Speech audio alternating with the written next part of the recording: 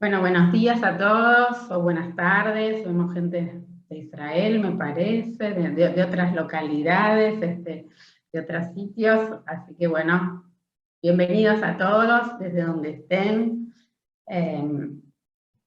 Una vez más nos encontramos acá en el Pensando lo Vincular, este espacio científico de la PPG, y hoy estamos juntos para festejar la presentación de uno de los libros escritos por muchas de nuestras queridas colegas, queridos colegas de nuestra institución. El libro es Entre Hermanos, Sentido y Efecto del Vínculo Fraterno. Es una edición recientemente actualizada.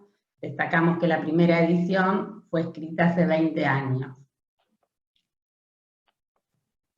Los capítulos del libro, que fueron compilados por Susana Matus y Sara Moscona, ellas también autoras de algunos de esos capítulos, también fueron escritos por Elena Berflein, Ricardo Gaspari, Silvia Gomel y Susana Sternbach, que están también hoy aquí para poder dialogar con todos ustedes.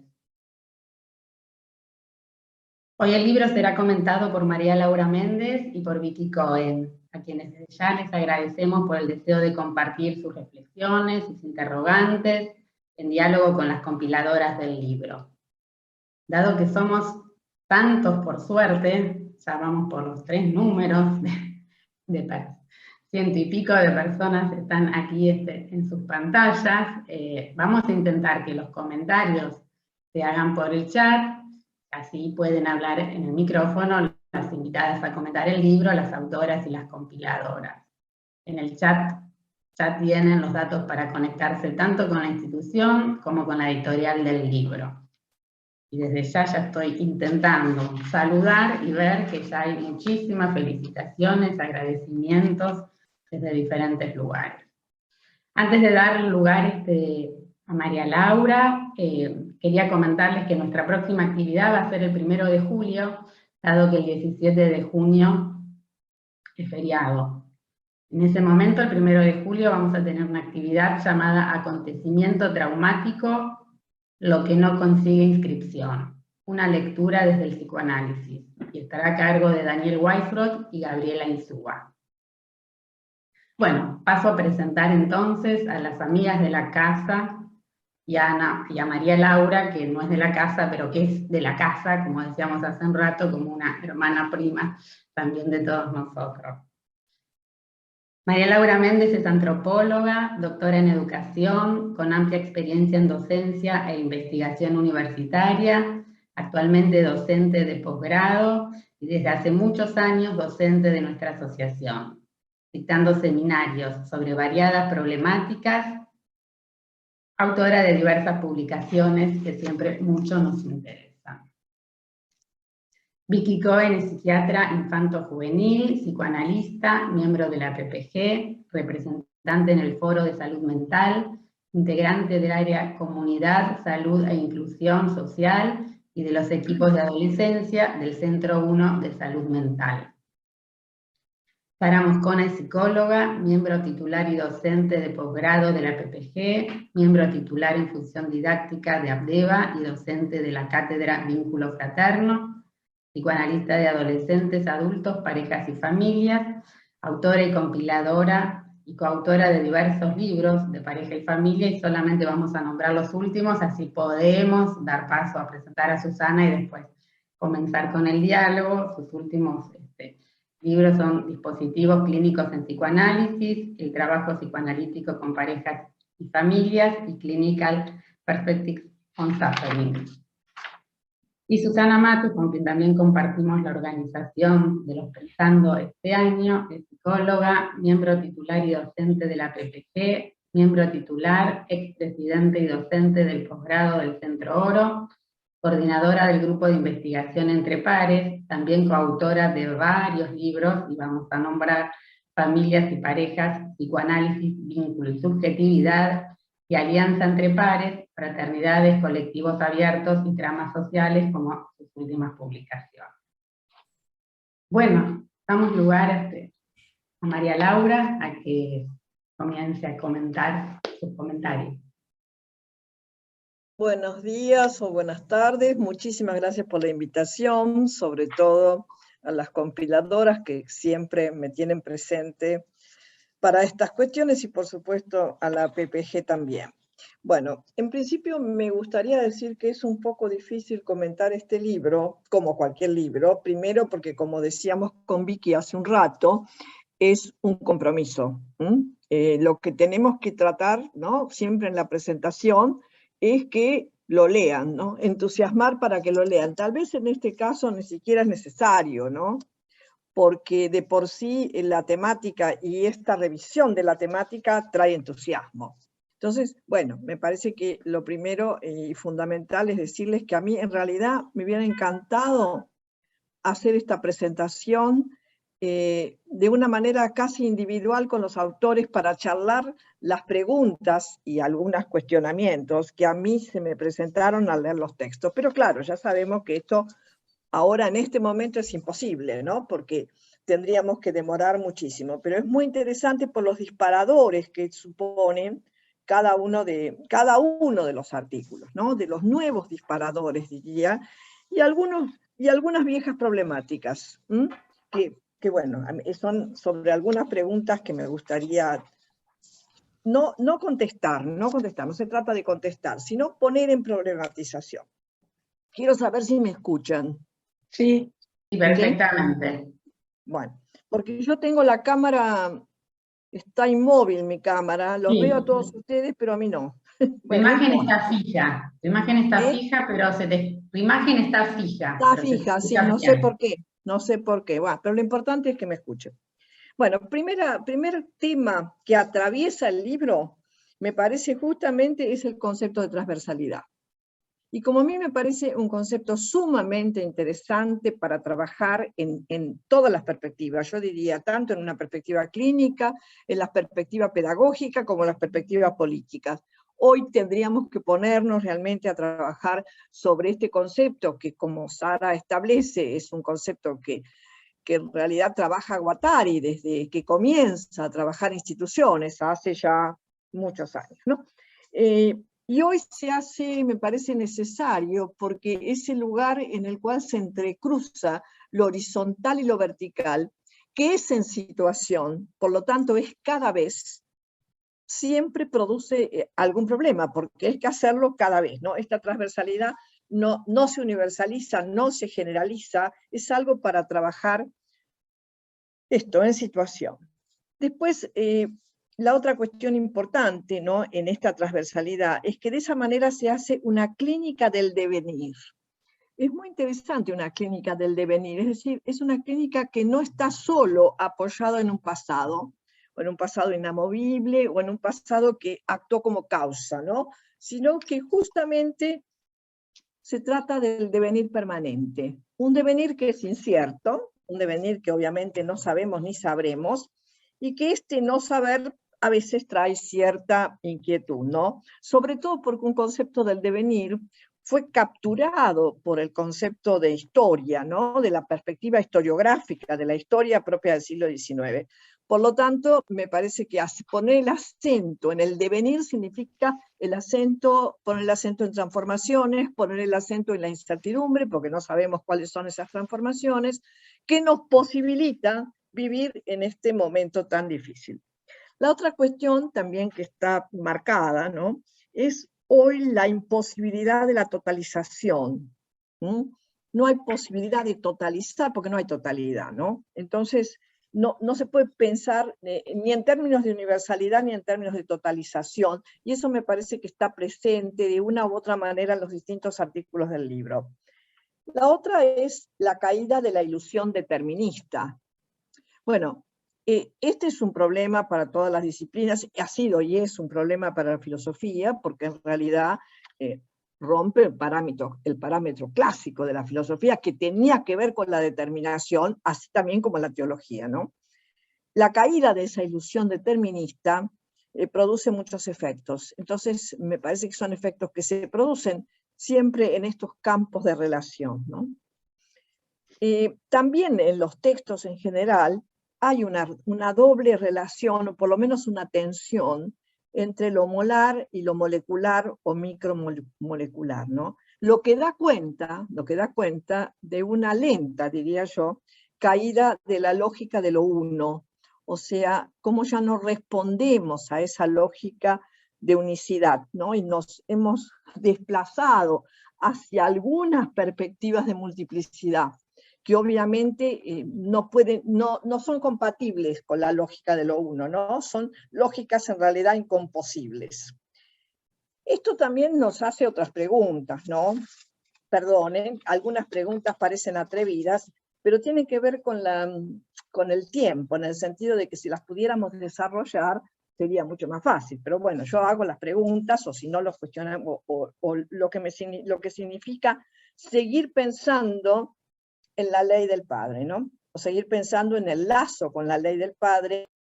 Bueno, desde ya quiero agradecer esta invitación a comentar este libro, que recomiendo, por supuesto. Y aquí estamos un poco, María Laura y yo, justamente para hacer algunos comentarios en relación a lo que nos fue provocando su lectura, ¿no? Y bueno, y pensaba que hacerlo en este espacio, en esta que es nuestra casa, la de todos los autores, autoras y el autor, ¿no? Porque ya en estos 20 años también lo que nos pasó es el tema de cómo nominarnos, ¿no? Con la inclusión del género. Y entonces me va a ser también un poco difícil, a veces digo los autores, las autoras, el autor. Y bueno, pensaba en esta casa, que es nuestra casa, también, y de muchos de los que estamos acá, y de los primos, amigos y pares, justo que da cuenta, digamos, de lo que es este libro, ¿no? Entre hermanos, con nuestras semejanzas, diferencias, diversidades, que nos posibilitan producir pensamientos, sin tener que responder o ser avalados por un amo, ¿no? Y en este sentido pensaba que este libro da cuenta, como dicen en el prólogo, de una experiencia vincular de horizontalidad. Texto original, hace casi 20 años, desde una perspectiva vincular dentro del devenir múltiple del psicoanálisis, así lo nominan, y que hoy actualizan, enriquecidos de pensadores del campo de la filosofía, antropología y de otros psicoanalistas. Susana Steinbach, en su capítulo sobre lo fraterno, en el lazo social, dice: parto de una subjetividad que la sitúo en la encrucijada de múltiples condiciones de producción, abiertas a nuevas y heterogéneas inscripciones, perspectiva que amplía la lectura psicoanalítica. Abre camino a la inclusión de lo azaroso y lo acontecimental. Esto para mí es un eje que circula en los diferentes capítulos del libro.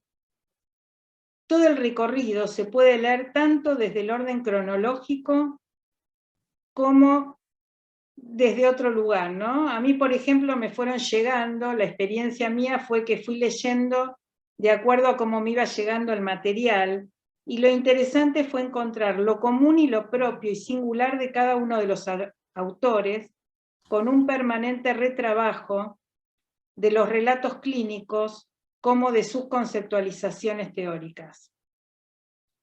También me fue pasando con la lectura tomar dimensión de todo lo que fue pasando en estos 20 años, aquí y en el mundo. Los autores lo señalan: transformaciones sociales, género, tecnologías digitales, redes sociales y una pandemia.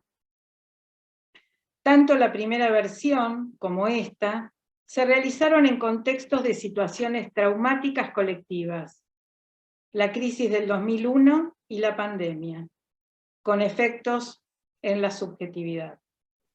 Los autores producen un libro con otros, en tiempos de crisis, catástrofes sociales, y pensaba la escritura como herramienta que da batalla a lo tanático. Ponen en acto aquello que dicen así: la fuerza de la pulsión de vida, la que sosteniendo al otro como prójimo, como hermano, pondrá tope a lo mortífero, impulsando la solidaridad y las alianzas potenciadoras.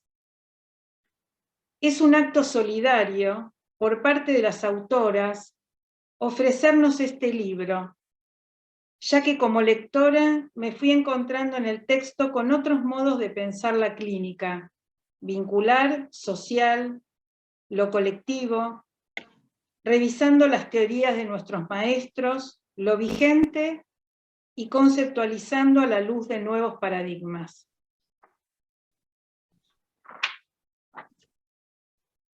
Y también poner a trabajar, interrogar algunos impensados o invisibilizados. Tal es lo que trae en esta nueva edición Elena Berfein, en su capítulo José y sus hermanos, donde analiza un relato bíblico dando cuenta del surgimiento de la confraternidad como modo de organización social. Elena relata que hace 20 años estuvo focalizada en escenas de José y sus hermanos varones.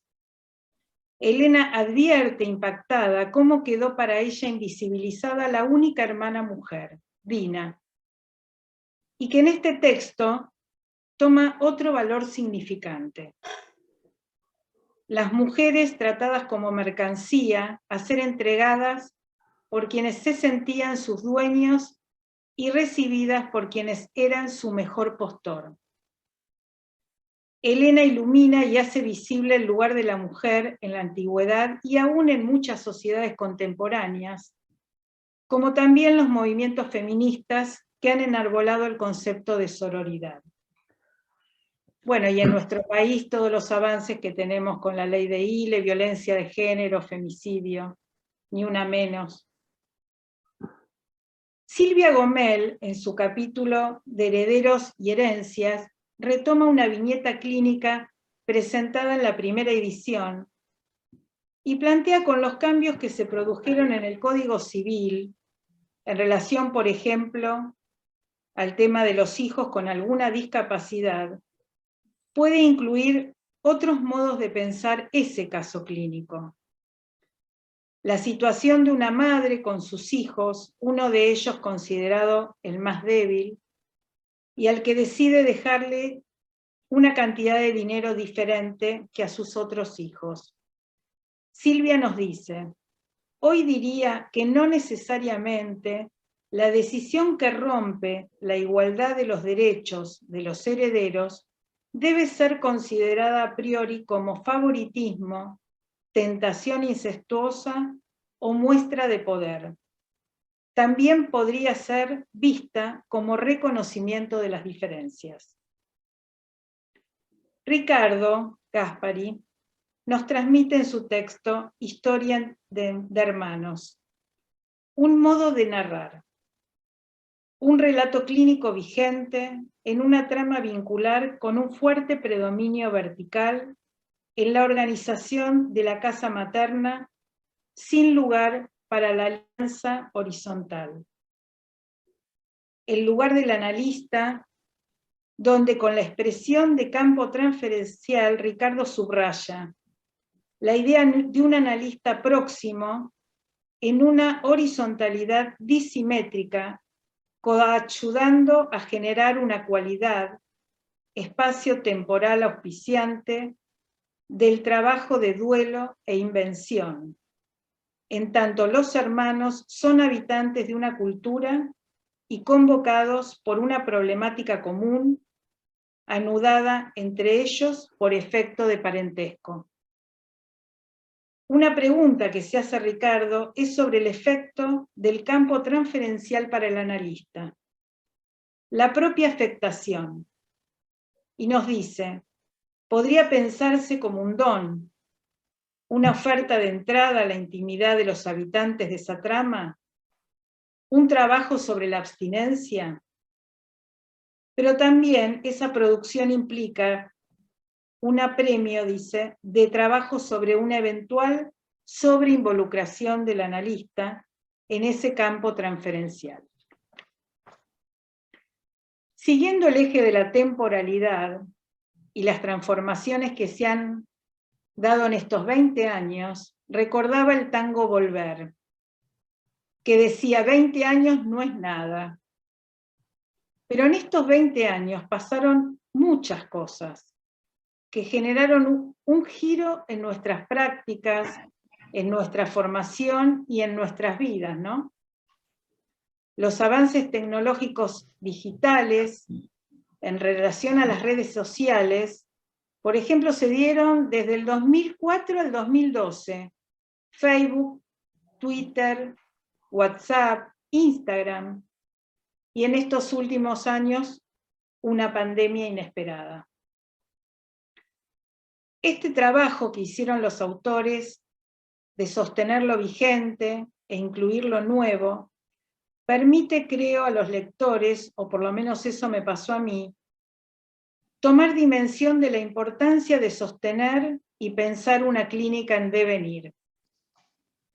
Me resonaba con lo que Lecovic conceptualizaba como en vez subjetivo, eso que nos genera dudas, no encaja, y que transitando por la experiencia se abren otros posibles que producen novedad. El epígrafe que Susana Matus para su capítulo pone es una frase de Edgar Morin que dice: creemos ver la realidad y en realidad vemos lo que el paradigma nos pide ver y ocultamos lo que el paradigma nos impone no ver. Es muy interesante cómo Susana Matus retrabaja una de las conceptualizaciones que acuñó para pensar la clínica de las impulsiones, como es la imposibilidad vincular. Y a partir de la clínica de las diversidades, familiares, de género, culturales, en la que perdidas las centralidades, lo imposible aparece como aquello que da cuenta de la multiplicidad.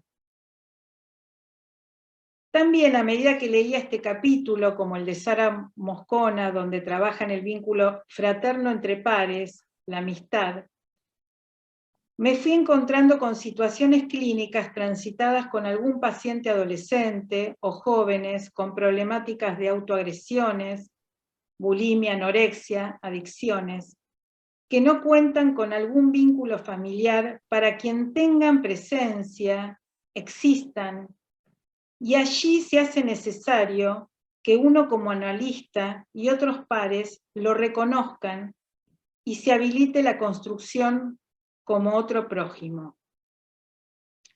Esta experiencia con pares, por ejemplo, es posible en talleres comunitarios. Participo en uno, que es un emprendimiento social, donde hace unos meses comenzó a concurrir una joven de 36 años, derivada por su equipo tratante, psicóloga y psiquiatra, porque estaba muy sola, y en general su mamá se había llevado a sus hijos, porque ella no podía cuidarlos por el padecimiento mental por el que estaba transitando, muy complejo, pero nadie podía acompañarla ni cuidarla. Ya los primeros días la veíamos en el taller sin fuerza, muy flaquita, lo que genera en el grupo, de compañeras también, preocupación, y una de ellas decide acompañarla al hospital. Va contando que no come porque le da mucha tristeza comer sola. Surge espontáneamente invitarla algunos días a alguna de las casas de ellas y se trabaja también con un amigo vecino para que pueda estar con ella en la cena. Se sostiene una red de pares disponibles que le posibilitan a esta joven no solo nutrirse de alimentos, sino de afectos, con quienes comparte salidas y hoy un proyecto laboral. Como nos dice Sara, la amistad constituye una auténtica suplementación donde el peso afectivo del otro es imprescindible como instancia de subjetivación. Para ir finalizando, en solo estas pinceladas que traje del libro, que por supuesto recomiendo leerlo, lo haré señalando lo que Susana Stenbäck trae al final de su capítulo en relación a la pandemia. Dice, imprevistamente un virus inacible expandió su amenaza de muerte por todo el planeta. Eros y Tánatos redoblaron una vez más su eterna batalla en el campo de lo social, encarnándose en posiciones de alienación o subjetivación. Sigue. Tal como acontece en los viajes, nos hemos detenido en lugares no previstos a la hora de partida, y mucho menos hubiéramos imaginado que 20 años más tarde retomaríamos el viaje para revisitar lugares y echar una mirada actualizada, en parte novedosa, a los mismos lugares.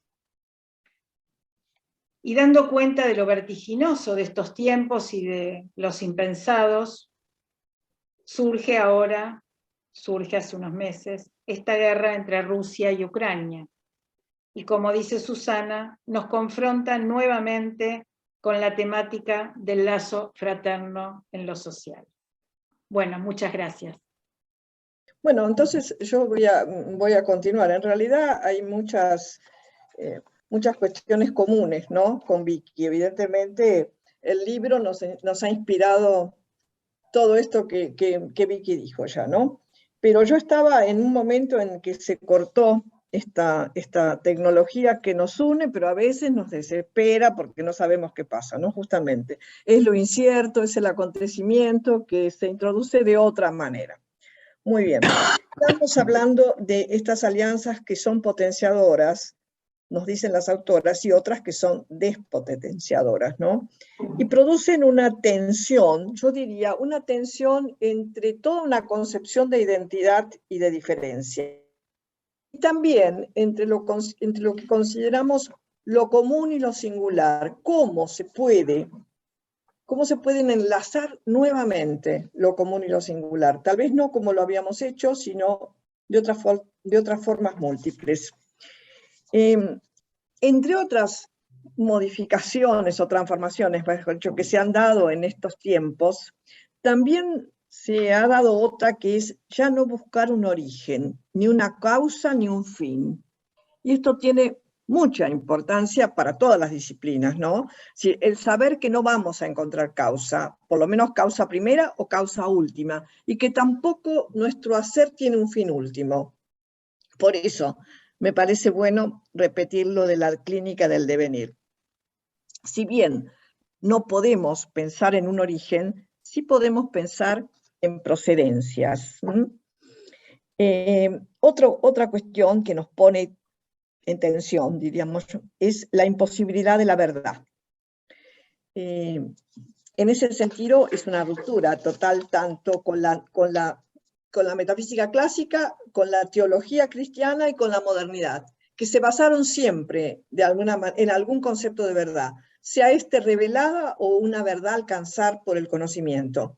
Hoy lo que está en cuestión, en realidad ya hace mucho, porque es una denuncia de Nietzsche del final del siglo XIX, no hay verdad. No hay verdad y por lo tanto tenemos que pensar en términos de producción, tal vez de, comillas, verdades, pero sin pensar que exista una verdad única, ¿no? Estos han sido efectos de los reduccionismos de la modernidad, ¿no? Y este pasaje que hemos hecho, un pasaje que, como decía recién Vicky, es en 20 años, y no sabemos si 20 años no es nada o 20 años ha sido mucho, ¿no? Porque se produjeron muchísimas transformaciones en estos 20 años. Entre ellos también la idea de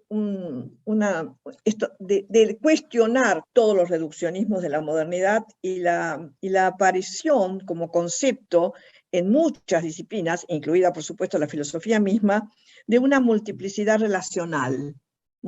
O sea, de una multiplicidad que nos pone frente justamente a múltiples relaciones que no podemos prever previamente, lo que además nos sumerge en un equilibrio metaestable, tal como lo dice Simondon, ¿no? En ese sentido, acá dicen las autoras, el vínculo fraterno es una apertura y hace una historia interesante de la conceptualización, para llegar a pensar, bueno, la importancia que tienen los colectivos abiertos. Y algo que a mí me parece interesante, que está repetido también, ¿no? Que son los vínculos de amistad. Es en realidad, pensar en términos de amistad supone también una ruptura con la lógica de lo uno, porque la lógica de lo uno suponía algún lazo privilegiado, ¿no? La amistad nos abre, me parece a mí, a la multiplicidad, y es un pasaje que se ha dado en estos últimos tiempos, ya evidentemente hace mucho, pero los efectos creo que son los que se han notado últimamente. Hay una desilusión, digamos, de la trascendencia, por suerte una desilusión de la trascendencia, ¿no? Y para tratar de pensar siempre en términos de inmanencia, o lo que podríamos decir también para discutir el pasaje de una moral a una ética. Y otra vez lo mismo, dar cuenta de la imposibilidad de la universalidad, ¿no? Se trata, como siempre, de situaciones absolutamente singulares, por lo cual no se puede hacer una generalización. De eso da cuenta todo lo que en el libro se enuncia de todos los autores, ¿no? Son casos singulares. ¿Servirá para ese caso? No sabemos si sirve para otro, justamente, porque no hay posibilidad de universalizar esta forma de lazo fraterno y su extensión. En ese sentido, me parece importante pensar tanto la transversalidad junto con la idea de paridad, en la cual la paridad que pueda comprender una diferencia y una diversidad. Las alianzas estas de paridad son evidentemente alianzas potenciadoras, ¿no? Aunque, como diríamos, no se sabe, también podrían despotenciarnos, ¿no? La cuestión sería saber cómo se habitan las tensiones. Y acá hay algo importante, porque la modernidad se basó en una ilusión, no solo la modernidad, ¿no? También, en una ilusión de solución definitiva del conflicto, o de solución, la idea de solución, mientras que la idea de habitar tensiones no tiene solución, por lo menos última, ¿no? Va teniendo desplazamientos que producen otros efectos, pero no soluciones finales, ¿no? Y a esto también puede ser importante volver a esta idea de transversalidad, que es la articulación, ¿no?, entre una horizontalidad que no suponga homogenización, porque eso también es muy interesante para pensar y está de alguna manera planteado, y una vincularidad en el que sea reconocimiento de diferencias, más allá de todos los juicios reduccionistas y más allá de juicios de valor, lo cual cuesta mucho y nos cuesta muchísimo, ¿no?, en las relaciones. Que una paridad que pone en juego justamente, como si dijéramos, diferentes dominios existenciales. O sea, en este juego de paridad hay una pluralidad de dominios existenciales, que son los que hay que ir articulando y trabajando. Yo creo que en todos los casos presentados, como viñeta clínica, aparece esta idea, ¿no? La necesidad de pensar esta posibilidad de habitar esa pluralidad. Producción de una piel, ¿no? Es que esta trama colectiva que actúa como piel que nos recubra, me parece una idea muy interesante, ¿no? Como un tejido envolvente.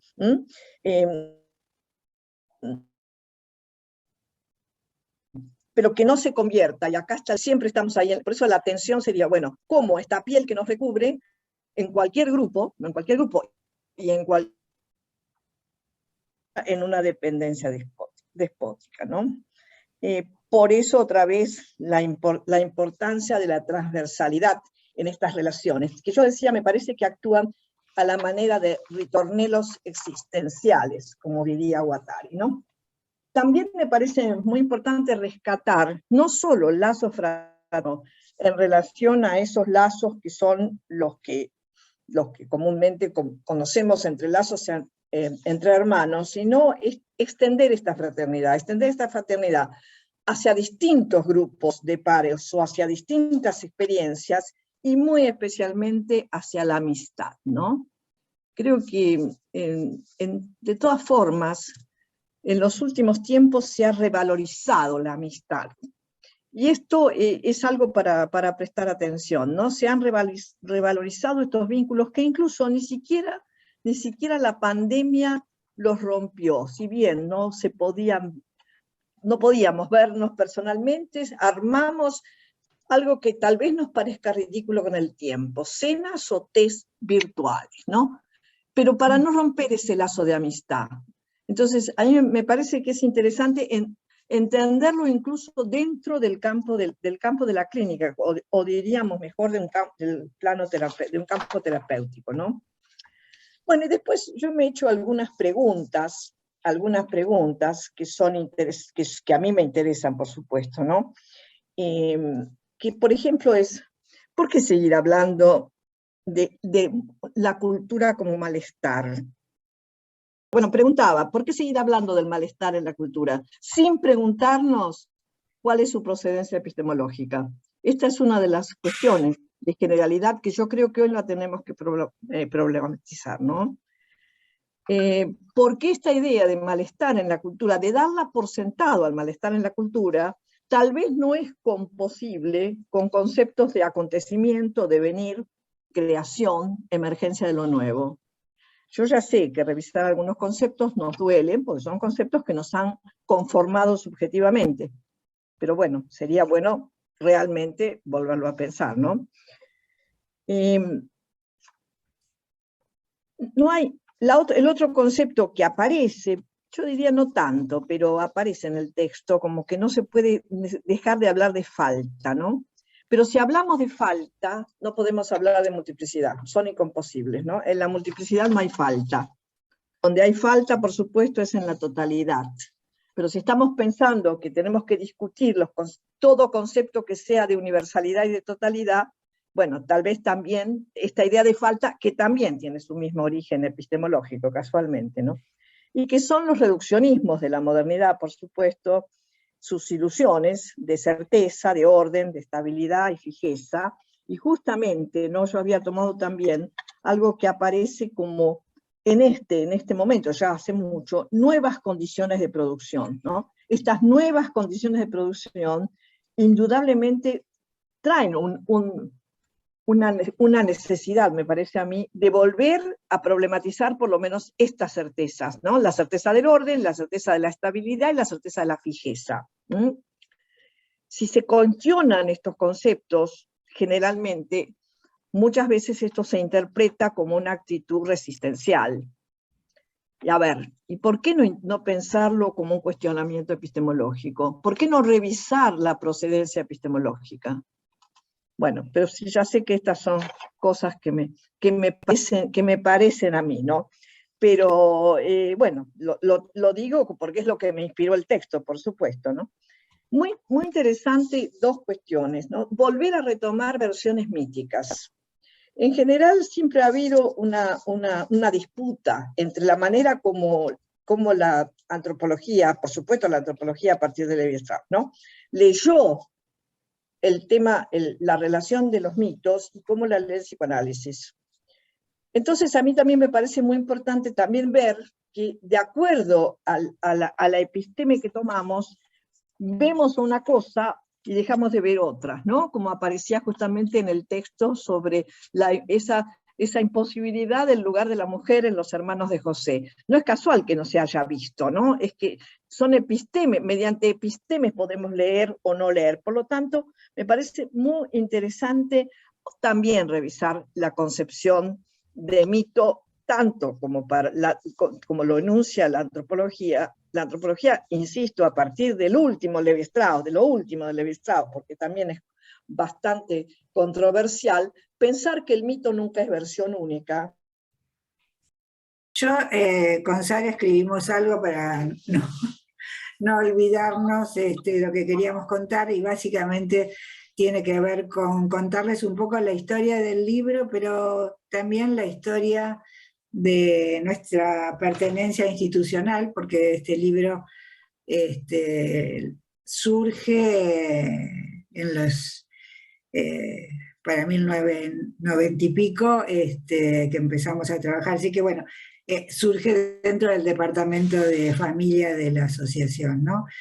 Entonces les cuento, quisiéramos hacer un poco de historia y contarles cómo surgió la idea de reeditar y actualizar el libro Entre Hermanos, que había salido a la luz en el año 2003. Algunos de nosotros, Sara y yo, con otros colegas, Patricia Ervin, quiero nombrarlos, Mariana Canevari, María Teresa Marín, Débora Belmes, Sergio Farina y Vicky Fonsaravia, seguimos trabajando y desarrollando nuevas hipótesis sobre lo fraterno que nos llevaron a pensar y ampliar nuevas conceptualizaciones en relación a los vínculos entre pares, cuestiones que fueron plasmadas en un libro que se llamó Alianzas entre pares, fraternidades, colectivos abiertos, tramas sociales, que se editó en plena pandemia, diciembre del 2020, y que presentamos el año pasado en este mismo espacio de la PPG. Fueron las ganas de seguir compartiendo proyectos con nuestros grupos de pares en un momento en que todo parecía estar atravesado por el aislamiento y el desamparo, que a nosotras dos, Sara y a mí, se nos ocurrió convocar a los autores de Entre Hermanos, colegas con los que compartimos una larga trayectoria y con los que nos une una profunda amistad, tomando lo que decía María Laura, ¿no? El valor de la amistad, creo que en este libro está en juego, que además está atravesada por nuestra pertenencia a la PPG, que lleva casi 40 años. Es por eso que hacer historia sobre este nuevo libro también es hacer historia sobre momentos institucionales que fueron hitos para nosotros, los autores, y para muchos de los que hoy nos acompañan. El primer libro, Entre Hermanos, fue el resultado de una investigación que comenzamos, Ricardo Gaspari, Esther Chernikowski y yo, Susana Matus, en el Departamento de Familia, cuando Isidoro Berenstein coordinaba. Eso fue después de algunos años en que un grupo de nosotros se incorporó a la asociación, alrededor de 1984, época en que nos reuníamos una vez por semana en la casa de la calle Gorriti, y que recordamos con mucho cariño. Investigación que continuamos cuando nos mudamos a Arévalo, y donde se nos unió Sara Moscona, formando así un grupo de trabajo que nos permitió ampliar las hipótesis que habíamos comenzado a desarrollar. En ese momento, nuestro grupo, nosotros cuatro, fuimos después compiladores del libro, ¿no?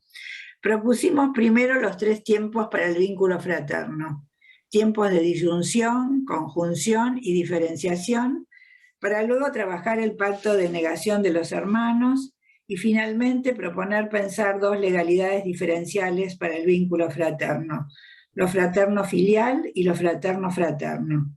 El apéndice del primer libro, Entre Hermanos, constaba de los trabajos que entre 1991 y 2002 fuimos escribiendo sobre estas cuestiones. Mientras tanto, la idea de armar una publicación que diera cuenta con mayor amplitud lo que veníamos pensando fue tomando fuerza. Decidimos entonces invitar para que participaran de esta producción a Elena Berflein, Silvia Gomel y Susana Sternbach, colegas que trabajaban con nosotros en los departamentos de familia y pareja, coordinados en ese entonces por Isidoro Berenstein y Janine Puget. Época sin duda inolvidable para todos nosotros, en tanto nos dio la posibilidad de ser parte del desarrollo de la perspectiva vincular en psicoanálisis en la Argentina. Volvamos al presente. Hoy, 3 de junio 2022, estamos presentando nuestro libro Entre Hermanos, segunda edición actualizada en la PPG, pero ahora nuestra casa está en la calle Lavalle y en este momento estamos en un Zoom, lo cual nos permite llegar a muchos colegas de diversos lugares más alejados, tanto de nuestro país como del exterior, aunque nos falta, por supuesto, el calor humano que nos brinda el encuentro presencial. Dicho esto, que fue un intento de contextualizar el recorrido que nos permitió llegar a este momento, quisiéramos dar cuenta del por qué los autores estuvimos de acuerdo en volver a editarlo. Por una parte, nos constaba que seguía siendo un libro muy consultado, tanto en la docencia como por los profesionales en general, y que además estaba agotado hacía ya más de 10 años. Por otra parte, si bien muchos de los conceptos seguían vigentes, los cambios epocales, así como las diferentes teorizaciones que cada uno de los autores había ido atravesando, hacían que nos pareciera importante actualizarlo a la luz de lo que cada autor o autora había ido conceptualizando.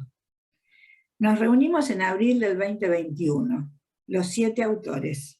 Fue un encuentro muy emotivo. Fue darnos cuenta que podíamos devenir por un tiempo nuevamente en un grupo de pares, que con sus diferencias seguía teniendo la posibilidad de armar un proyecto compartido.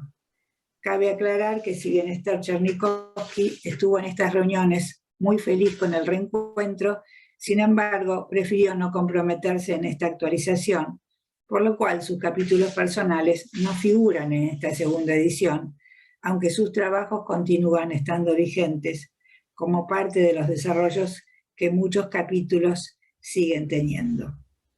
Hacer historia no es buscar un origen. Hacer historia es poder encontrar procedencias múltiples.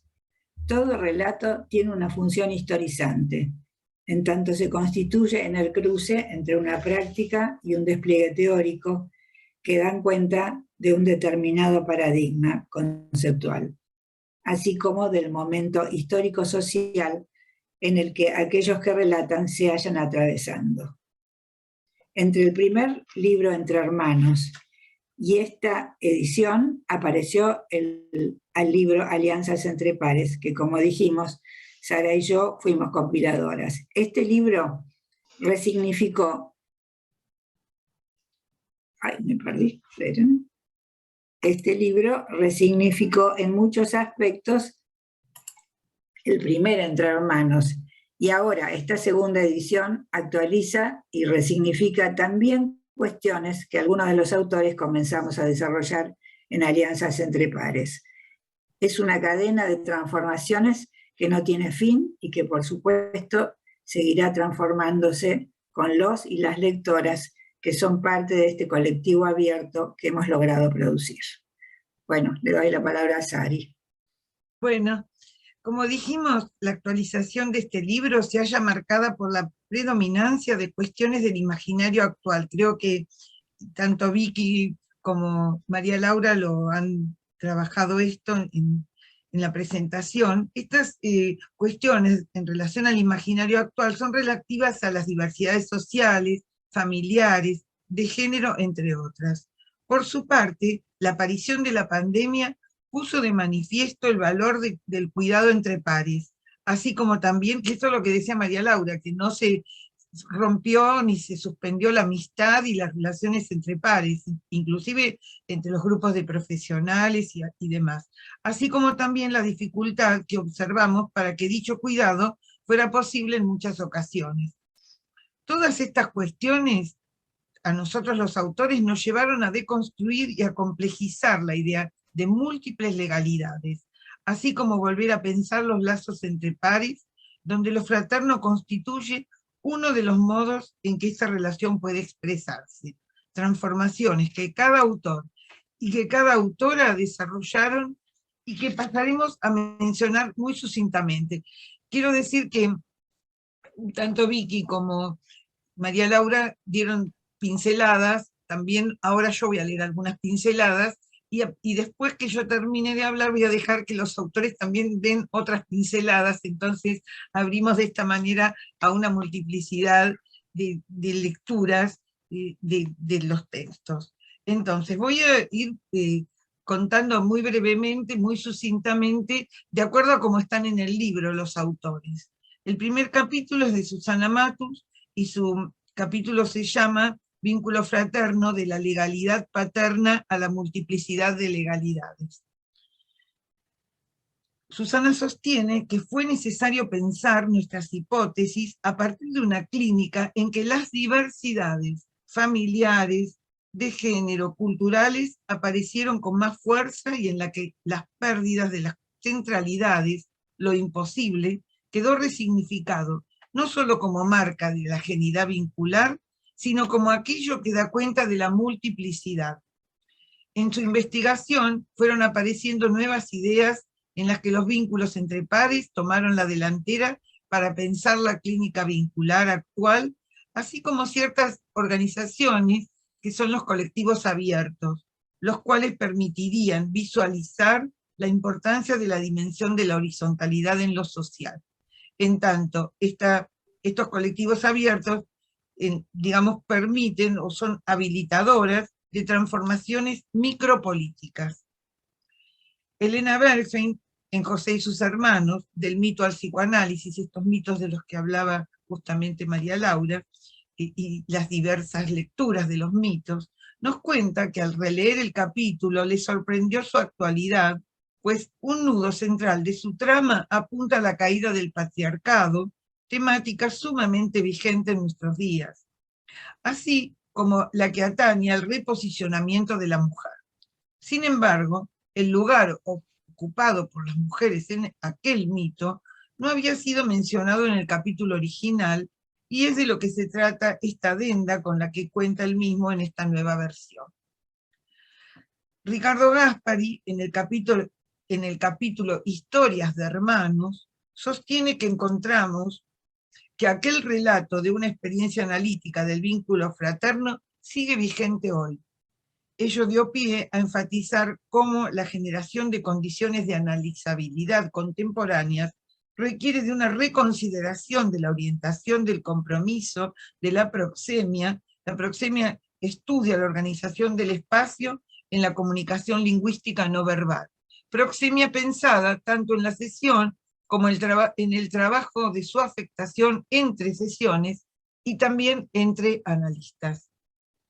Silvia Gomel, en su capítulo de herederos y de herencias, propone observar que el sistema jurídico fue incorporando en la legislación los cambios en usos y costumbres, transformaciones en los imaginarios sociales que se fueron volcando al derecho.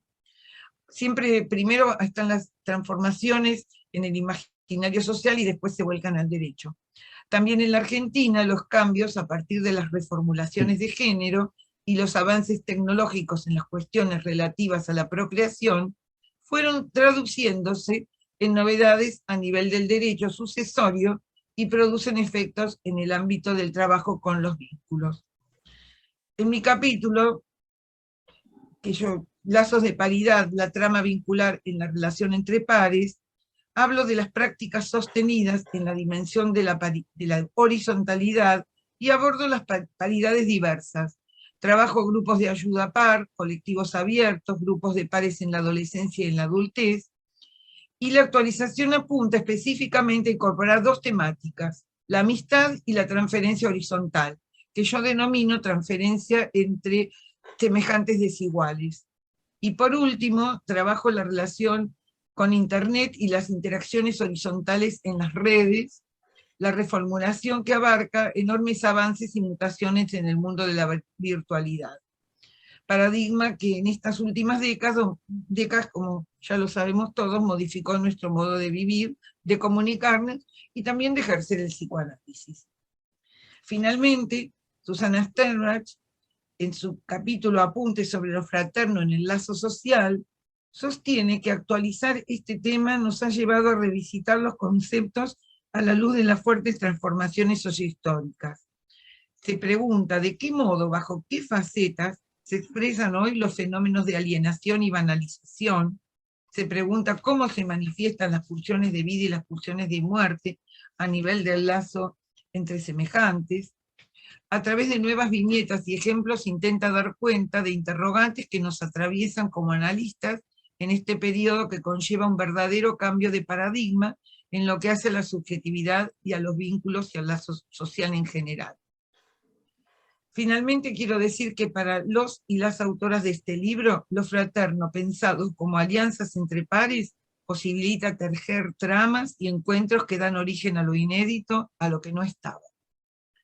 Estamos tratando de aprender a convivir con lo múltiple, creo que se ha dicho mucho en las presentaciones, pero aprender a convivir no es fácil. Y lo diverso, lo múltiple y lo diverso. Intentamos descubrir el arte de crear a partir de las diferencias y de las ajenidades, siempre en tensión, nunca en armonía. Consideramos que son mundos parpadeantes, en el decir de Janine Pouget.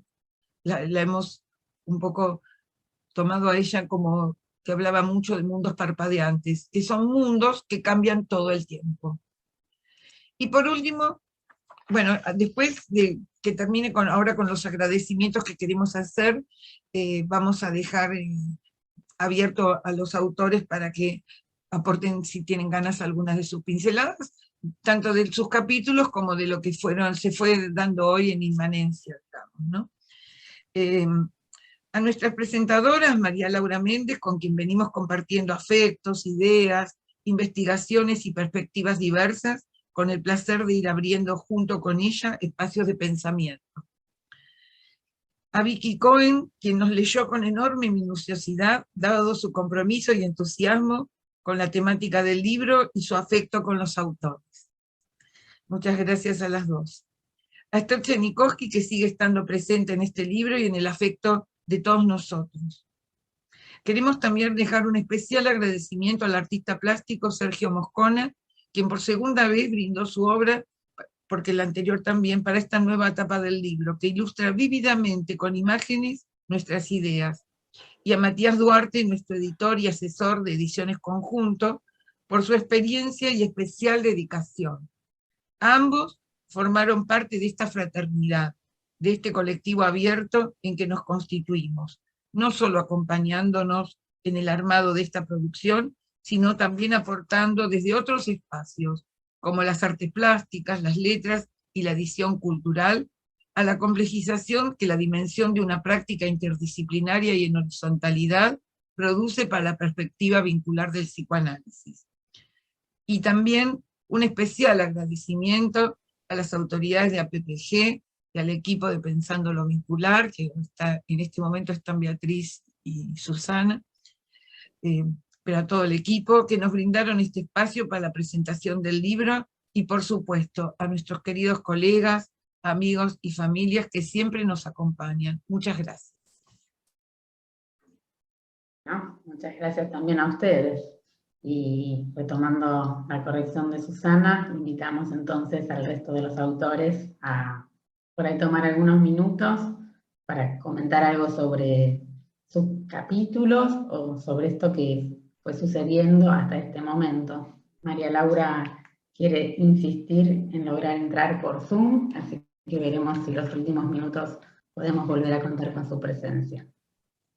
Yo quisiera, no es una intervención ya sobre el contenido, pero me parece que sería bueno también un agradecimiento a Matías Duarte y Ediciones Conjunto, que nos cuidaron mucho, estuvieron ahí siempre, digamos, al pie y trabajamos muy bien con ellos. Me parece que eso también habría que mencionarlo. Lo dije, Ricardo. Entonces es mi sordera, discúlpame. Igual vale. Igual vale, doble agradecimiento. Doble agradecimiento. Bueno, a ver, voy a empezar. Un poco lo que me parece más importante transmitir es que la dimensión temporal estuvo muy, muy presente en la escritura de este libro. Es un libro que está atravesado por, un poco la pregunta, lo que decía María Laura, si 20 años no es nada o 20 años es demasiado. Pero resulta que los 20 años también que pasaron también, a nosotros nos pasaron los 20 años. No es solamente que le pasó al mundo los 20 años, ¿sí? Uno no puede no estar implicado, digamos. No estamos pensando qué pasó en estos 20 años como con prescindencia de lo que nos pasó a nosotros, como por ejemplo que este libro lo empezamos a pensar en plena pandemia. Habiendo salido no hacía tanto tiempo de situaciones de confinamiento. Entonces, me parece a mí que es un libro que está como muy, muy marcado por las experiencias de todos nosotros y a ver cómo ponerlo, como unas ganas muy fuertes de volver a juntarse y de volver a producir, digamos, entre todos. en mi caso, volver a leer lo que había escrito hace 20 años me produjo muchas sensaciones diferentes. En muchos de los párrafos me reconocía como volviendo, como que seguía pensando lo mismo. No todo cambia, digamos, también hay anclajes de pensamiento, hay anclajes que están más ligados a la identidad, y me parece que no tenemos que avergonzarnos de que la identidad tenga también ciertos anclajes. Y junto con eso está toda esta cuestión de lo que deviene y en lo que vamos deviniendo. Y había otras, sobre todo me pasaba mucho con las viñetas clínicas que había elegido, y pensaba, pero yo hoy diría eso. Y me encontraba en muchos momentos con que no diría eso. Entre otras, primero porque en 20 años cambié muchos de mis conceptos y mi background teórico, pero además porque ya no era pertinente, y ahí engancha el tema de lo que yo ahí llamaba la ley, y que después, y esto es parte del cambio del capítulo, empecé a llamar regulaciones. Porque una cosa es pensar que vivimos entre regulaciones, y otra cosa es pensar que hay una ley trascendente, que es una verdad absoluta.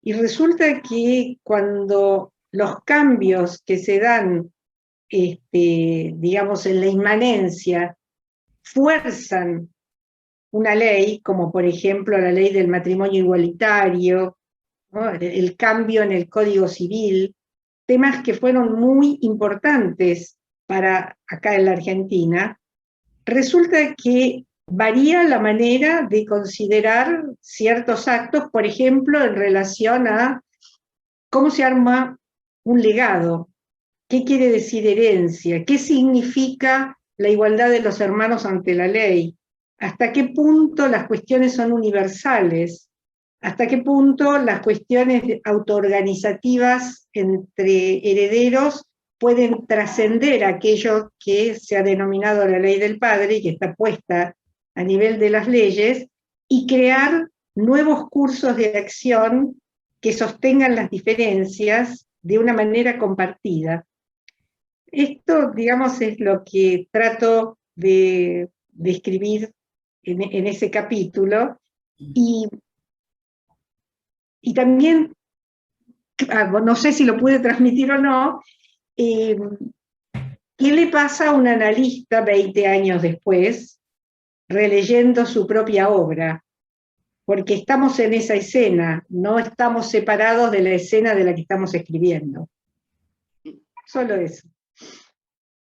Estaba hablando del tema tan importante de la herencia, como bueno, justamente lo acaba de decir Silvia, ¿no? Desde un punto de vista de la herencia material, digamos, ¿no? Que puede tener muchas facetas esta herencia material, y de cómo en muchos casos hay disputas, y casi todos, disputas entre hermanos o parientes muy cercanos, justamente con el tema de la herencia. Por eso el tema de trabajar lo fraterno en relación a la herencia me parece muy importante, así como me parece fundamental pensar en regulaciones y no pensar en leyes, ¿no? En ley, no en leyes, sino en ley, la ley con mayúscula, porque esa connotación, que es una connotación en parte, fundamentalmente teológica, también tiene que ver con una idea de ley natural que hoy no existe, ¿no? Que ya no existe más la idea de leyes absolutas en la naturaleza. Entonces, bueno, me parece que pensar en términos de regulaciones nos permite, ¿no? Nos permite trabajar permanentemente y salir de todo ideal de uniformidad, ¿no? Y de todo ideal de armonía entre hermanos, como que la cuestión se tiene que dar en absoluto acuerdo. Bueno, también habrá que trabajar los desacuerdos entre hermanos, o cómo articular esa idea del acuerdo, esa idea de que, bueno, una madre de golpe enferma, ¿y qué pasa? ¿No? ¿Cómo hay que ir trabajando permanentemente esa relación? Me parece que esto sería como para pensar, bueno, era más o menos lo que me faltaba decir, y muchas gracias otra vez. Y disculpen, ¿no? Esto es una cuestión de la tecnología, ¿qué le vamos a hacer? Gracias a vos Pues, por el intento si tosudo puedo, de poder volver. Dale. si puedo ir con mi propia pincelada. Vamos. A mí también me pasó que revisitar el texto 20 años después y además en conexión y en contacto afectivo con los demás autores y amigos, me comprometió desde muchos lugares. Por un lado, como analista, efectivamente, qué conceptos yo podía sostener, qué estilo de escritura sostenía, porque en estos 20 años mi modo de escribir creo que se aligeró bastante, se modificó bastante. ¿Qué conceptos teóricos permanecían? ¿Qué nuevos aportes? ¿Qué desacuerdos conmigo misma, como analista y como persona? Y como el tema de mi capítulo refiere a lo fraterno en el lazo social, bueno, en estos 20 años, entre las transformaciones sociales, sociohistóricas, el cambio de paradigma ha sido tan enorme que ha sido una conjunción de entretejido entre mi propia subjetividad, los vínculos entramados con los otros autores, apuntes acerca del lazo entre semejantes y diversos en los vínculos más primarios y en el lazo social. De los distintos ejes que tomé, hay uno que en esta pincelada yo privilegiaría, que es pulsión de vida, pulsión de muerte, en el lazo social.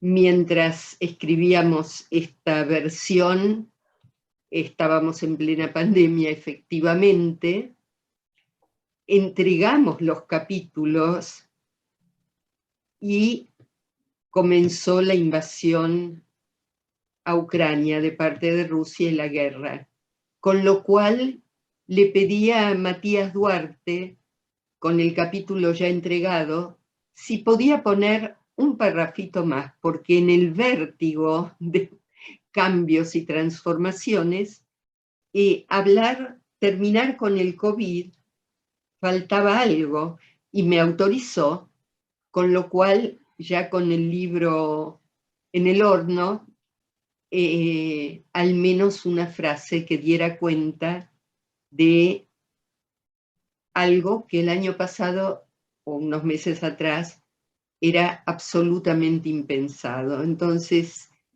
en esta pincelada, sí, la temporalidad vertiginosa y los efectos de esto en el lazo con los entre semejantes, y cómo opera la pulsión de vida y la pulsión de muerte, porque si bien es cierto que hubo muchísima pulsión de vida, entre otras cosas, en nuestra clínica, en nuestra práctica, en los encuentros entre colegas, en la producción de un libro a fuerza de pulsión de vida, fue esto.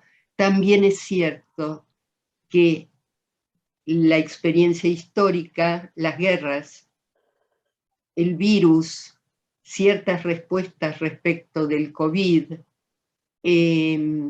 hablan de la pulsión de muerte o de la dialéctica pulsional entre eros y tánatos, y cómo esto se dirime no solo a nivel intrapsíquico, sino a nivel vincular y en el lazo social. Esta es la pincelada, la pincelada más gruesa de mi capítulo. Muchas gracias. Gracias, Susana. Bueno, yo podría decir también mi pincelada, Muy brevemente, porque estoy mirando el reloj y también por ahí quisiera escuchar si alguien de toda la gente que nos acompaña quiere hacer algún comentario. Me parece que sería lindo poder escucharlos también, ¿no? Yo simplemente, bueno, les voy a contar que el reencuentro con el grupo de autores con los que escribimos el libro en sí mismo fue todo un acontecimiento muy, muy grato para mí, que realmente me conmovió mucho poder reencontrarnos en una misma tarea, en un mismo proyecto, 20 años después. Y en lo que respecta al capítulo de José y sus hermanos puntualmente, también releerlo de pronto me impactó, primeramente porque no recordaba que el eje fundamental de ese capítulo, del capítulo original, pasaba por el armado de la confraternidad de estos hermanos, después de rivalidades, alianzas tanáticas. Sin embargo, bueno, lograron armar una confraternidad tribal y producir la caída del patriarcado, que no fue poca cosa, porque justamente con Jacob, que era el padre de estos hermanos, termina el patriarcado de lo que fue la trilogía bíblica de los 3 patriarcas. Cosa que me sorprendió la actualidad de este tema, pero también me sorprendió advertir al releerlo que había una hermana de la que yo nunca había hablado. Y digo, ¿cómo puede ser que toda la cuestión del lazo fraterno y de la confraternidad, de la caída del patriarcado y demás, se dio solamente entre los varones? ¿Y la hermana de qué la jugó ahí? Y justamente creo que la pude visibilizar a partir de, como decía María Laura, de una episteme que me atraviesa hoy y que no me estaba atravesando en el momento de la escritura original del capítulo. Y tuvo que ver con todo lo que vienen haciendo los movimientos feministas, que indudablemente hicieron marca en la cultura y en mí. Entonces ahí advertí que había una mujer ahí, y no una sola, porque también están las esposas de Jacob, las siervas, porque eran siervas, o sea, eran mujeres que estaban ahí absolutamente invisibilizadas en sus subjetividades y objetalizadas al máximo. Y que yo las tomé en el relato original tal como las presenta el mito, como objetos de intercambio. Y que al releerlo ahora, y repito, atravesada por esta nueva episteme, dije, no, yo le tengo que dar lugar también a esta hermana en este vínculo fraterno. Y entonces incluí la adenda que se refiere precisamente a esta cuestión, que habla de la sororidad, justamente como la hermandad, también la confraternidad entre las mujeres, para precisamente no permitir ser objetalizadas. Así que bueno, esa fue mi pincelada respecto de este capítulo. Bueno, lo que me dan ganas de decir es empezar con una pregunta, ¿no? ¿Por qué estamos aquí, ¿no? Hace tantos años que estamos en esta asociación e insistimos en inaugurarla cada vez, ¿no? Y está en el nombre de la institución, digamos, el término grupo, es una institución de grupo, ¿no? No es una institución de autor, ¿no? Y hay una apuesta a la escritura, no solo a la escritura ligada a publicar libros, sino a algo que yo lo menciono al pasar en el capítulo, Sara lo tiene desarrollado muy bien en algún otro lado, que es que,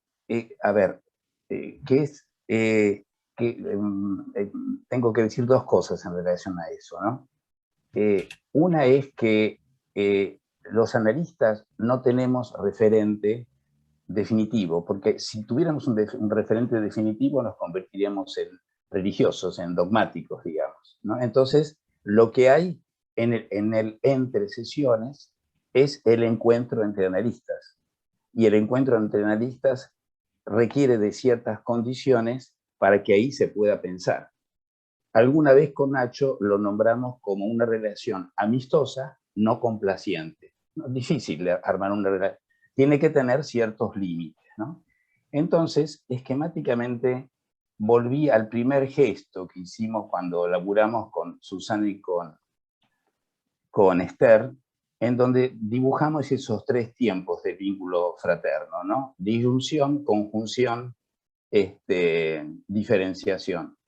Entonces, cuando se habla de lo fraterno, habitualmente se piensa en algo lindo, lo fraterno, pero lo fraterno es la guerra también es lo fraterno ligado al asesinato, ¿no? Es el lugar donde no se piensa, se pierde toda sensibilidad y lo que hay que hacer es matar al otro para que uno no lo mate.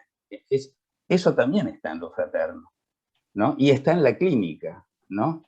Y está en lo cotidiano de nuestra asociación para poder seguir produciendo, ¿no? El segundo tiempo puede tener distintos tipos de referentes, más alienantes, menos alienantes, pero digamos, el desafío es el poder trabajar en multiplicidad, ¿no? En ese trabajo de cuidado de la diferencia, y creo que ahí está, digamos, la oportunidad clínica del trabajo en lo vincular y del trabajo entre nosotros, ¿no? Así que este reencuentro con este grupo y este pasaje de lo familiológico, digamos, porque nosotros trabajábamos con familias a los lazos de paridad, ¿no? Así como este movimiento verdaderamente lo celebro. Así que bueno, muchas gracias. Bueno, el chat está lleno de felicitaciones, de abrazos, de agradecimientos, y hay algunas palabras que me parecen importantes retomar, que tienen que ver con la creatividad, con la generosidad, con el compartir de ustedes la experiencia, con el compromiso, con el pensamiento transformador y con los aportes. Hay muchísimos agradecimientos, pero todos giran en relación a todas estas emociones y prácticas. Nos quedan algunos minutos, a lo mejor después de escucharse entre ustedes, tanto los autores como quienes han comentado, por ahí quieren volver a dar alguna que otra pincelada. No hay preguntas, hay muchos saludos afectivos. Hay una mano, Agustina. Yo quería decir algo. ¿Hay alguien que quiere hablar? Lo dijo. Sí, veo una mano levantada. Y después, y Vicky, dale, Vicky. No, estaba señalando que Agustina... Y Rubén. Y Rubén, estaban levantando la mano para hablar.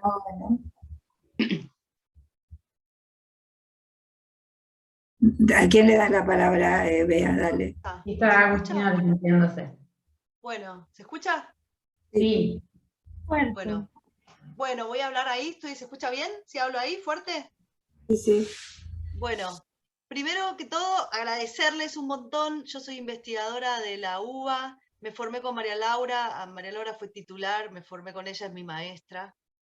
Y yo me dedico a las consecuencias clínicas del incesto. Entonces, por suerte me topé con todos los trabajos de Gaspari, de Matus, de Bernstein. Yo no tengo más que agradecimiento con ustedes por todas las miguitas que dejaron para que yo pudiera armar la tesis, que fueron como, bueno, está bien, tengo la base de María Laura, con lo cual ya venía como, había comido un locro antes, ¿no? Como que... Pero de alguna manera tenía también la posibilidad de sospechar y de generar preguntas. Y miren lo que voy a mostrar, una reliquia. Yo conseguí este libro, que es la versión... Sí, está súper agotado. La de 20 años atrás. Sí. Exactamente. Y cuando me enteré que sacaban esta edición, digo, ¿qué modificaciones habrá? Y ahí va la pregunta. Hay algo que dijo María Laura, aprovecho, no sé si María Laura está por ahí. Infinito agradecimiento, María Laura, me emociona que estés, escucharte de nuevo es para mí un placer y ponerles a ustedes rostro todavía más. Voy a contar algo. A partir de mis investigaciones sobre incesto, yo creo, empezaron a inscribirse en mi comisión hermanos. ¿En serio? Muchos tipos de hermanos. Sí, es muy curioso. Por eso la pregunta es algo como hasta clínico, no sé, para poder pensar. Y lo que me pasa un montón con esos hermanos es que en los parciales veo, por ejemplo, los gemelos tienen las mismas estructuras de armado de parciales. No contenido, sino estructuralmente hablando, ¿no? Entonces hoy me pasó el caso de dos gemelas que están ahora en una comisión y yo les dije cómo inscribir la diferencia con ustedes. Y hay algo de lo que dice María Laura que me pareció muy interesante y que después se fue repitiendo, que esta cuestión de que la horizontalidad no sea homogeneización. Entonces, mi pregunta es, ¿cómo inscribir relieve cuando no lo hay? Esa es mi pregunta. Un abrazo enorme a todos y no tengo, en serio, insisto con esto, no tengo manera de agradecerles todo el trabajo histórico que tienen y a Berenstein también por haber abierto caminos, ¿no? Eso es todo. Muchas gracias. Gracias, muchas gracias. Rubén. Quiero decir algo porque el relieve siempre... Yo también quiero decir algo, Beatriz. Pero bueno, Sí, después... le damos la palabra a Rubén que quería preguntar algo y después Dale. retoman, contestan y cierran. Desmuteate, Rubén. No puede solo. Lo tiene que desmutear. Ahí está. Ah, claro. No, la intervención es tan rica, Agustina, que amerita que puedan comentar, porque yo no en este momento no se me ocurre. Sí, en todo caso, mi relieve en relación a esta producción, tanto del encuentro de hoy, ¿no es cierto?, donde las voces así se entrelazan, una polifonía afectiva, creativa, inventiva, fantástica, y particularmente elocuente esta pincelada de Susana Stemmer, ¿no?, en relación a pulsión de muerte allí, en relación a la guerra hoy, porque es como esta de la apuesta de lo fraterno una y otra vez, digo, ¿no?, porque ahí la cuestión del desenlace, la cuestión de lo fatal, está siempre acechando, y creo que esta actualización realmente aporta al mundo actual, a los políticos, en ese liderazgo narcisística y del poder absoluto, cerrado el uno ahí, discurso único, y ya se abre a esta multiplicidad de lecturas y de propuestas. Gracias, eso. Felicitaciones y gracias. Bueno. Sara. Sí, quería, tomar algunas de las, una pregunta de las de María Laura, pero no para contestar, porque son preguntas abiertas para seguir pensando. Pero creo que tanto en este libro como en el de Alianzas entre Pares, intentamos, no sé si lo logramos del todo, pero salir del tema de la ley del padre para pensar en otras legalidades. Por eso Susana escribe de las múltiples legalidades, y varios autores adherimos un poco a esta idea de la multiplicidad, pensando, digamos, estas alianzas entre pares desde otro lugar, que es la autoorganización de otras legalidades, reglas, como va a decir Silvia Gomel. Distintos autores lo pueden decir de distintas maneras, pero creo que la idea justamente es, bueno, pensar desde otros lugares.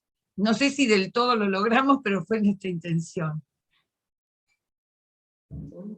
Bueno, le iba a contestar a Agustina, no contestar, sino pensar juntas. Primero me encantó eso de que se puedan inscribir los hermanos juntos, porque ahí hay como algo en vivo y en directo para ver de qué se trata.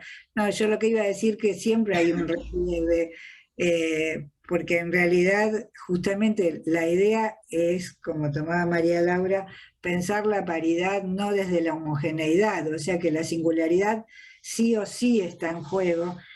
Y en ese sentido, en el prólogo, y creo que quedó también en la contratapa del libro, decimos que trabajar con la paridad o con el vínculo fraterno implica vencer dos resistencias del psicoanálisis. Una del psicoanálisis clásico, mal llamado individual para nuestro gusto, en el sentido de incluir la posibilidad de pensar desde lo vincular el psicoanálisis, pero también una resistencia del psicoanálisis vincular en relación a seguir pensando como eje fundamental la relación paterno-filial.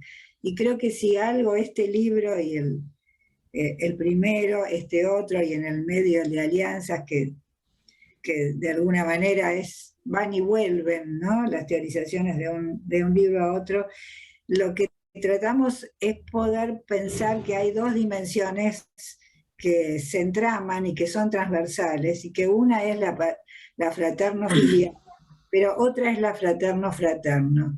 Y ahí es donde nosotros ponemos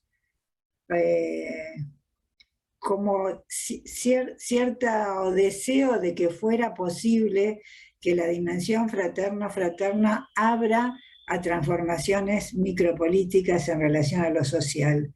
Nos parece que si se logra entramar y visibilizar esta otra dimensión de lo fraterno-fraterno, tal vez podamos hacer algo distinto. Por supuesto que no es ingenuo la propuesta, no quiere decir que vamos a tener, digamos, la tensión, como dice María Laura, hay que aprender a evitar la tensión, pero con tensión, pero visibilizando esta posibilidad de autoorganización y de transformación micropolítica. Bueno, un poquito de, intentamos, yo con Susana Sternberg, las dos Susanas hablamos y decimos, le digo, Su, pero poner un poco de onda a la pulsión de muerte, y Su me dice a mí que bueno, está, pero todo no va para el lado de la pulsión de vida. Entonces, bueno, hay algo así, ¿no? De esa tensión permanente que queremos transmitir. Sí, y María Laura algo quiere decir en relación a eso. Sí. Sí, justamente es en relación a esto, porque entre las tantas preguntas y problematizaciones que hoy hay que hacer al psicoanálisis o a cualquier teorización que provenga del siglo XIX, principio del XX, digamos, donde evidentemente muchísimos cambios epistémicos, ¿no? Yo quisiera preguntar, no quisiera preguntar, no es una pregunta, perdonen, es poner en cuestión si toda... Qué lástima. Es una pena, pero no es el día de internet con ella. La próxima que decía María Laura, que vaya a otro lado. Yo creo que ella se pregunta acerca de la pulsión de muerte. Me parece que va a ser para una conferencia que la vamos a invitar a María Laura. Pero bueno, está bueno, porque María Laura nos plantea preguntarnos acerca de conceptos muy fundantes del psicoanálisis, cómo seguir retrabajándolos, ¿no? Y si digamos, si las condiciones de producción para ciertos conceptos son las mismas hoy que hace muchos años. Claro, del siglo XIX hasta ahora, estamos en el XXI, pasaron 2 siglos. Me parece que todo discurso, y discurso teórico, epistemológico, obedece a ciertas condiciones de producción sociohistóricas. Entonces, lo que era vigente en el siglo XVIII seguramente es para interrogarlo hoy. Ese es el avance epistemológico y conceptual, que es interrogar los conceptos todo el tiempo, sabiendo que también no son neutrales y que son producto de determinadas condiciones productivas del discurso. Con lo cual, por supuesto que lo que María Laura propone, y creo que lo proponemos también los autores de una manera u otra, con otras palabras, es todo el tiempo revisitar, interrogar, cuestionar y abrir a nuevos planteos epistémicos. Me parece que estamos en un momento de tantas transformaciones que problematizar los conceptos, y problematizar significa siempre pensar en su horizonte de emergencia, ¿no? En su horizonte epistemológico de emergencia.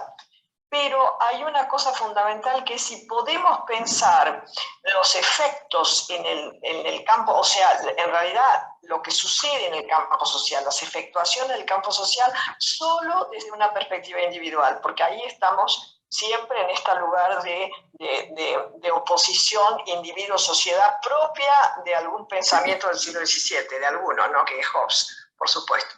Entonces, bueno, eso a mí me interesa problematizarlo, ya digo, ¿no? Es ahora, y creo que a partir de todos los artículos, de alguna manera, está con vías a problematización, diría yo, que eso es muy interesante. Gracias. Bueno, me siento como sin hermana, digamos, haciendo de la tecnología tantas cosas. Vicky, por ahí querés, después de la vuelta de las autoras y antes de que nos despidamos, decir algo más.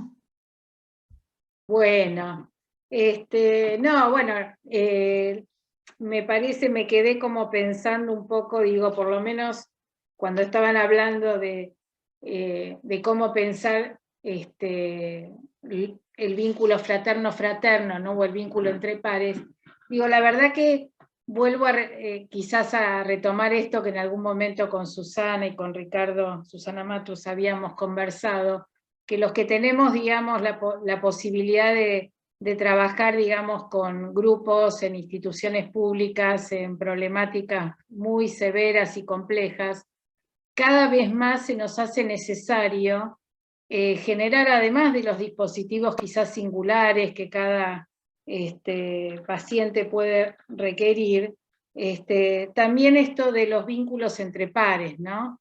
Y lo que genera, y los efectos que genera muchas veces el encuentro entre pares, en las modificaciones en los pacientes y en sus problemáticas, que a veces no se logran ni en los dispositivos vinculares solos, individuales, mejor dicho, ni siquiera con los de familia solamente, digo, ¿no? Cómo se hace cada vez más necesario la inclusión, digo, retomar, me parece, lo vigente de todas las épocas. Creo que este libro lo que trae justamente es eso, digamos, que no descarta, digamos, lo histórico, ni lo que en general me parece que trasciende las épocas, ¿no?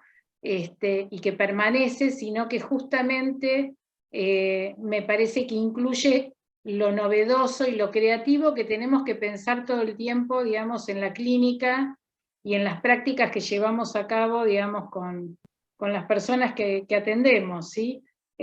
Como también me parece que da cuenta, y el libro lo muestra todo el tiempo, digamos, la muestra de lo fraterno en los colectivos sociales, como Ni Una Menos, digo, esto es algo, digamos, que nos muestra lo social. Por supuesto con todo lo otro, digamos, que también tiene de tanático, que tiene que ver, por ejemplo, con las guerras, ¿no? Bueno, que es otro tema para seguir pensando, que es muy diferente a pensar la pandemia que las guerras. Me parece que también, digamos, creo que la pandemia nos generó, digamos, algo, digamos, que trae un virus, un enemigo invisible, que no es una guerra generada por personas, que es otra cosa, me parece, y que me parece que la pandemia también nos mostró, digamos, así como lo negativo, nos permitió, digamos, encontrarnos con lo novedoso, por ejemplo, de estos encuentros, o lo que ustedes muchos decían de la amistad, de sostenernos, y bueno, y de producir estos textos, ¿no? También. Bueno, antes de que con estos nuevos encuentros nos vayamos del aire de repente, siendo casi las -5, y antes de agradecer a todos, creo que Daniel Weisbrot quería decir algo, y con eso iríamos cerrando, agradeciendo y agendando todos los nuevos temas que fueron apareciendo para algunos nuevos pensando. Yo no logro ver a todos, pero me pareció que... Gracias, Beatriz. No, cortito, más allá de las felicitaciones y la alegría de compartir, lo que me hizo pensar todo esto, entre otras cosas, es esta idea de que las prácticas llegan mucho antes que los discursos que las hablan. Que muchas veces tenemos prácticas nuevas con teorías viejas. Y me parece que lo que ustedes están, por lo que entiendo, tratando de hacer en este libro, es hacer eso, ¿no? O sea, después de una serie de prácticas, quizá de estos 20 años, poder actualizar los discursos que las hablan. Así que Acabo de comprar el libro, además fue muy fácil hacerlo, así que aliento a que lo hagan otros. Nada más que eso, felicitaciones. Muchas Bueno, gracias. invitamos a todos, realmente el libro es un conglomerado de nuevas ideas sobre cuestiones que ya han escrito hace 20 años y traen mucha luz, así que un agradecimiento a todos los que han participado, a los autores, a quienes han comentado, y bueno, siguen los agradecimientos desde muchos otros lugares. Bueno, felicitaciones para todos, un abrazo. Bueno. Un aplauso. Chao. Un aplauso, un saludo. Gracias, felicitaciones. Nos vemos en la próxima. Por último, quiero agradecer a tanta gente que vino y sobre todo del exterior, que hay de Brasil, de Colombia, de Uruguay, de acá de Mendoza, de Córdoba. La verdad que para nosotros es un gusto, además de todos nuestros colegas de siempre. Así que bueno, muchas gracias por haberse dado el tiempo para compartir con nosotros. Bueno, un Muchas abrazo. gracias a todos y a Beatriz que coordinó también. Y vea, una divina, qué labura, por Dios. Bueno, nos vemos en el libro. Chau, Alguna chau. vez volveremos a lo presencial y tendremos otras alternativas dificultosas y gustosas. Seguro, Beso a todos. nos presentamos de nuevo cuando haya presencial.